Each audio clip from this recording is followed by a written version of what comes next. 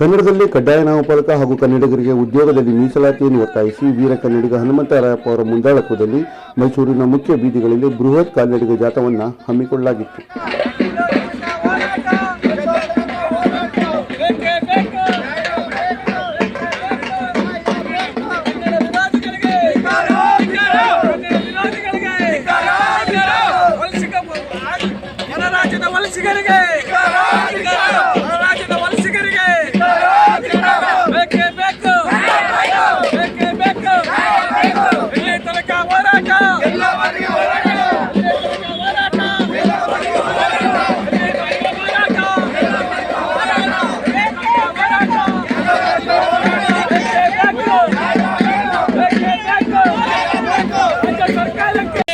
ಈ ಜಾಥಾದಲ್ಲಿ ಅನೇಕ ಸಂಘಟನೆಯ ನೂರಾರು ಕಾರ್ಯಕರ್ತರು ಉಪಸ್ಥಿತರಿದ್ದರು.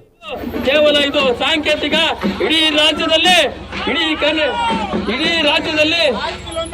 6 ಕಿಲೋಮೀಟರ್ನ ಕಾಲ್ನಡಿಗೆ ಇಡೀ ರಾಜ್ಯದಲ್ಲಿ ಕೇವಲ ಇದೊಂದು ಸಾಂಕೇತಿಕ. ಮೈಸೂರು ಇಡೀ ರಾಜ್ಯದಲ್ಲಿ ಎಲ್ಲ ಕನ್ನಡ ಪರ ಸಂಘಟನೆಗಳು ಕೂಡ ಹೋರಾಟ ಮಾಡುತ್ತೇವೆ. ಹೋರಾಟ ಮಾಡೋದು ಇದೇ ಉದ್ದೇಶ.